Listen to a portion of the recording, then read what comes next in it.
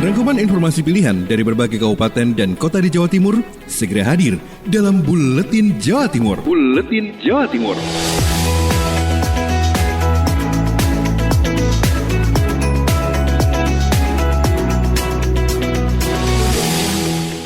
Salam jumpa sahabat, inilah Buletin Jawa Timur edisi hari ini bersama saya Afik Rahardian. Informasi pertama bersama Billy Patopoy, Suara Sidoarjo mengabarkan peran serta gugus tugas tingkat desa menjadi fokus utama PSBB tahap 3 di Kabupaten Sidoarjo. Menyikapi hal ini, banyak masyarakat Kabupaten Sidoarjo yang mulai memperketat penjagaan di masing-masing pintu masuk desa maupun kelurahannya. Salah satunya terlihat di pintu masuk RT 13 Kelurahan Sidokumpul, Kabupaten Sidoarjo. Salah satu hal yang menarik dari posko ini adalah adanya disinfektan chamber atau bilik sterilisasi yang ditujukan untuk warga maupun orang luar yang akan memasuki wilayah RT 13 ini.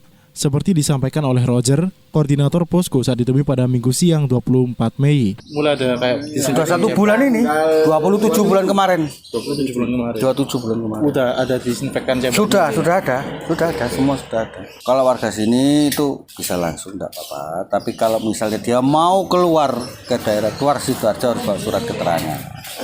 Mereka pun yang dari luar tamu lingkup Sidoarjo masih bisa masuk, tapi kalau misalnya dari Pandaan atau mana, kalau tanpa surat keterangan sehat atau surat keterangan jalan dari RT-nya tidak kita terima. Roger juga menjelaskan penjagaan dibagi menjadi 2 shift dengan 2 sampai dengan 3 orang yang bertugas selama 12 jam per harinya. Selain itu, warga yang keluar masuk juga harus menyertakan surat pengantar RT RW. Demikian saya Billy Patopoy melaporkan untuk Suara Sidoarjo. Beralih ke reporter Akbar Wiana, Blambangan FM mengabarkan Banyuwangi siapkan pelayanan publik berbasis new normal. Pemkab Banyuwangi menyiapkan skenario new normal bidang pelayanan publik dengan tetap mengutamakan protokol kesehatan. Bupati Banyuwangi Abdullah Aswar Anas mengatakan berbagai sektor pelayanan publik tidak bisa dihentikan terus-menerus. Meski sebagian pelayanan berbasis online, tetap ada yang memerlukan kehadiran fisik, sehingga skenario new normal pelayanan publik disiapkan. Tetapi pelaksanaannya menunggu pemerintah pusat karena terkait kebijakan work from home ASN,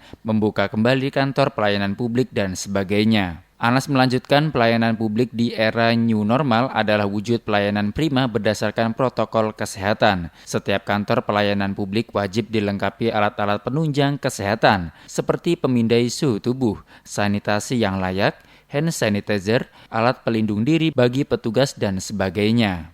Bahkan Anas melanjutkan sedang dikaji kemungkinan setiap warga yang datang ke kantor pelayanan publik akan diberikan asupan jamu sebagai upaya membentuk gaya hidup sehat. Untuk menyiapkan new normal pelayanan publik, Anas sedang menginventarisasi sejumlah hal.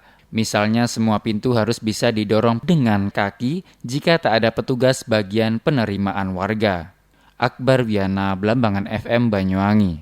Kali ini bersama Ajeng Prawestri, Suara Lumajang, kasus positif COVID-19 di Kabupaten Lumajang kembali bertambah menjadi 44. Data terbaru gugus tugas percepatan penanganan COVID-19 di Kabupaten Lumajang terkait kasus positif COVID-19 kembali bertambah. Pasien yang terkonfirmasi positif COVID-19 di Kabupaten Lumajang kini totalnya menjadi 44 orang. Dengan ini, masyarakat agar lebih memperhatikan orang di sekitar, baik yang mempunyai riwayat sakit maupun pendatang, orang-orang itu harus menjadi perhatian bersama. Jadikan kasus positif COVID-19 kali ini menjadi pelajaran bagi kita semua. Apalagi ini hari raya, mohon untuk tidak melakukan kegiatan dan membatasi diri, serta protokol kesehatan harus betul-betul dilakukan jaga jarak, hindari berjabat tangan dan memakai masker. Demikian Mitra Newsbreak siang ini. Ajeng Prawestri, Suara Lumajang. Lina Pradipta, Suara Kota Probolinggo membawa kabar data pasien COVID-19 di Kota Probolinggo terus bertambah. Warga harus tetap disiplin. Pertanggal 25 Mei 2020, jumlah pasien terkonfirmasi COVID-19 di Kota Probolinggo bertambah 3 orang. Mereka adalah tenaga kesehatan atau nakes asal Kota Probolinggo yang bekerja di RSUD di wilayah Kabupaten Probolinggo. Total ada 19 pasien COVID-19, 10 diantaranya kini masih dirawat, 1 orang meninggal dan 8 orang sembuh. Hal ini seperti yang disampaikan Wakil Wali Kota Probolinggo Muhammad Sufi Subri dalam video conference bersama media Senin sore. Informasi ini diterima dari Provinsi Jawa Timur dan langsung diumumkan sore kemarin. Terkait 3 nakes itu, tim tracing Puskesmas sudah bergerak. Wakil Wali Kota Probolinggo didampingi PLT Kepala Dinas Dinas Kesehatan P2KP Dr. NH Hidayati dan Kepala Diskominfo Kota Probolinggo Aman Suryaman di Comment Center Pemerintah Kota Probolinggo menjelaskan, 3 nakes perempuan itu berdomisili di Kota Probolinggo meski mereka bekerja di RSUD Kabupaten Probolinggo. Ketiganya tercatat sebagai warga Kelurahan Ketapang, Triwung Kidul, dan Kanigaran. Lina Pradipta, Suara Kota Probolinggo. Selanjutnya bersama Mahruzar Iskandar, LPPL Suara Gresik mengabarkan Polres Gresik melaunching Desa Tangguh Bencana Coronavirus Disease di Kecamatan Duduk Sampean dan Kecamatan Cermai. Sehubungan dengan COVID-19, Polres Gresik melaunching Desa Tangguh Bencana Coronavirus Disease.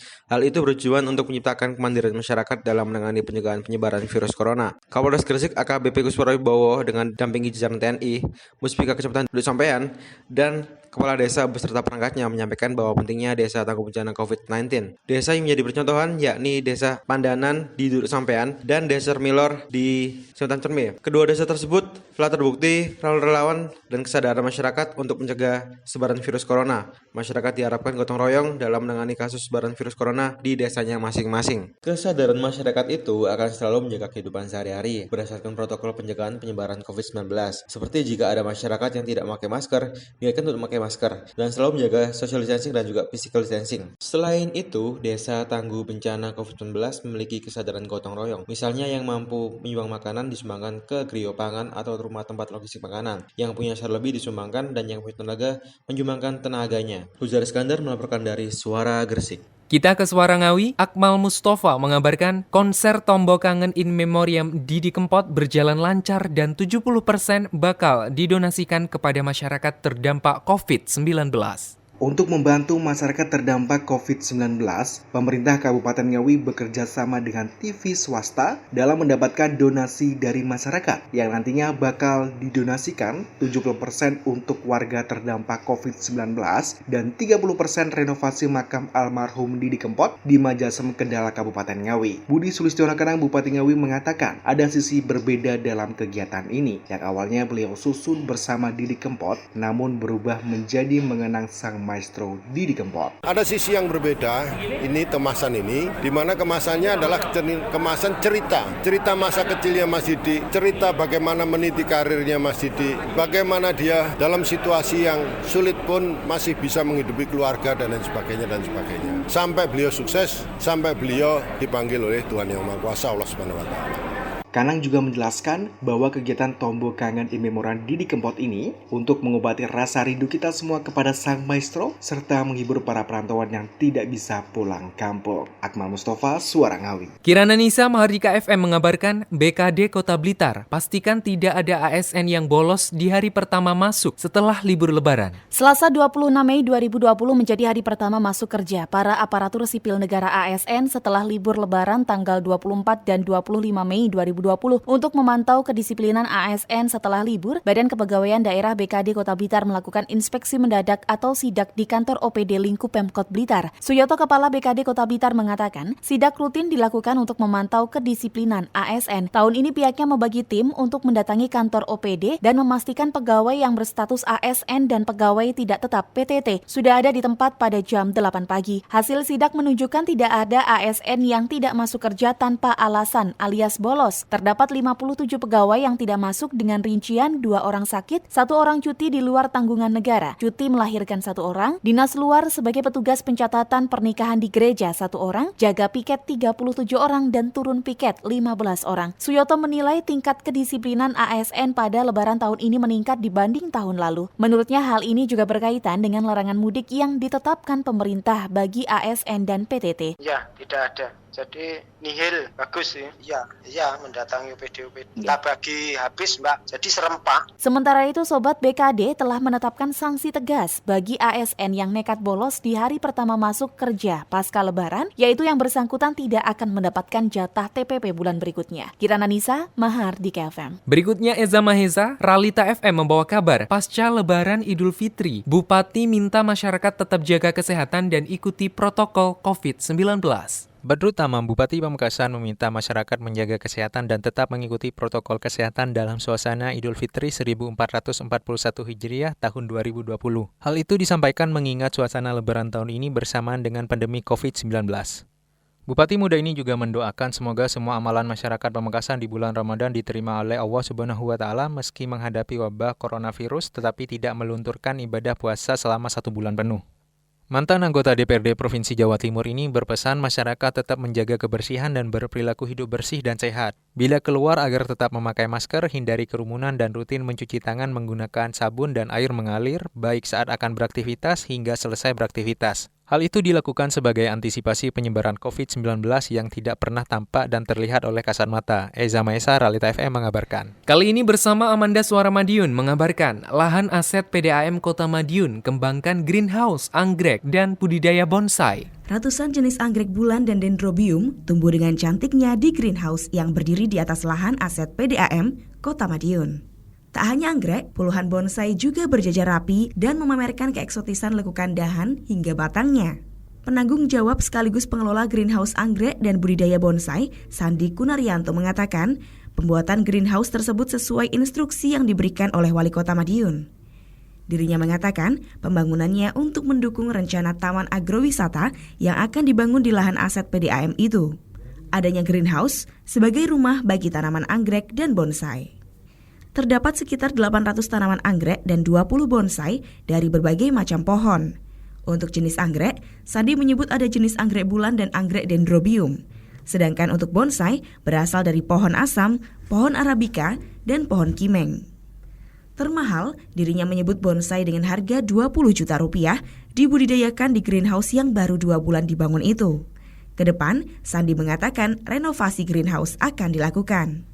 Amanda, Suara Madiun. Selanjutnya Oza Ahmad, Persada FM Blitar mengabarkan anggaran dirasionalisasi pembangunan penerangan jalan umum PJU di Kabupaten Blitar tinggal 10 titik. Anggaran pembangunan fisik di Kabupaten Blitar dipastikan juga dirasionalisasi untuk percepatan penanganan COVID-19, termasuk anggaran pembangunan penerangan jalan umum atau PJU. Kepala Bidang Jembatan Dinas Pekerjaan Umum dan Penataan Ruang atau PUPR Kabupaten Blitar, Richard Sihaloho mengatakan awalnya pembangunan PJU baru di wilayah Kabupaten Blitar dianggarkan sekitar 9,6 miliar rupiah. Anggaran itu untuk pembangunan PJU di 28 titik. Setelah dirasionalisasi, anggaran tinggal sekitar 1,7 miliar dan hanya untuk membangun di 10 titik, di antaranya di daerah Talun, Doko, Sumber Agung, dan Panggung Rejo. Mungkin kalau untuk PJU ya, seperti tadi ya dari awal anggaran 10M, sekarang menjadi tinggal 1,7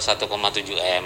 Nah itu mungkin terdiri dari sekitar 10 lokasi nih. Richard menambahkan pembangunan penerangan jalan umum yang ditunda akan dianggarkan lagi tahun depan. Adapun sejumlah titik yang dibangun tahun ini adalah lokasi yang dinilai mendesak. Rata-rata pembangunan PJU ini melalui penunjukan langsung atau PL. Oza Ahmad melaporkan. Terakhir, Mega Kristi RGR-FM Tulungagung mengabarkan pemberian santunan sembako bagi anak yatim piatu. Koordinasi Kegiatan Kesejahteraan Sosial KKKS Kabupaten Tulungagung yang bekerjasama dengan Badan Amil Zakat Nasional Basnas Tulungagung menyelenggarakan kegiatan pemberian santunan sembako kepada anak yatim piatu sebanyak 2.250 paket di Kabupaten Tulungagung yang dilaksanakan di Pendopo Kongasarum Kusumaning Bongso. Ketua KKS Kabupaten Tulungagung, Nyonya Siyuk Marioto Birowo mengatakan, pemberian santunan kepada anak yatim ini merupakan kegiatan rutin yang dilaksanakan setiap tahun di bulan suci Ramadan menjelang Hari Raya Idul Fitri 1441 Hijriah melalui program K3S yang bekerja sama dengan Basnas Kabupaten Tulungagung kepada warga di semua desa yang di Kabupaten Tulungagung. Untuk jumlah santunan yang disalurkan kali ini sebanyak 2.250 paket sembako, yang mana 1.500 itu KKKS murni dan 750 bantuan dari Basnas. Hal ini dilaksanakan guna meringankan beban ekonomi di tengah mewabahnya pandemi COVID-19. Santunan tersebut diserahkan secara simbolis kepada perwakilan per kecamatan kepada 2 orang, sisanya diserahkan di kecamatan masing-masing. Semoga dengan diserahkannya bantuan tersebut dapat meringankan beban ekonomi di tengah pandemi COVID-19. Samega Kristi 90,1 RKR FM Tulungagung. Demikian sahabat Buletin Jawa Timur edisi hari ini, nantikan edisi berikutnya. Saya Afik Rahardian, sampai jumpa. rangkuman informasi pilihan dari berbagai kabupaten dan kota di Jawa Timur baru saja sahabat dengarkan dalam Buletin Jawa Timur. Buletin Jawa Timur. Buletin Jawa Timur bisa sahabat dengarkan Senin sampai Jumat jam 8 pagi dan 4 sore.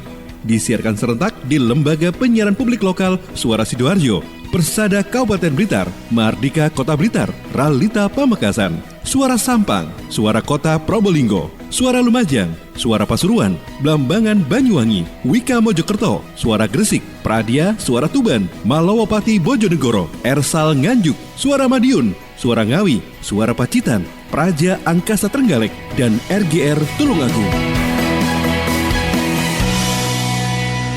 Persembahan dari Asosiasi Lembaga Penyiaran Publik Lokal Jawa Timur.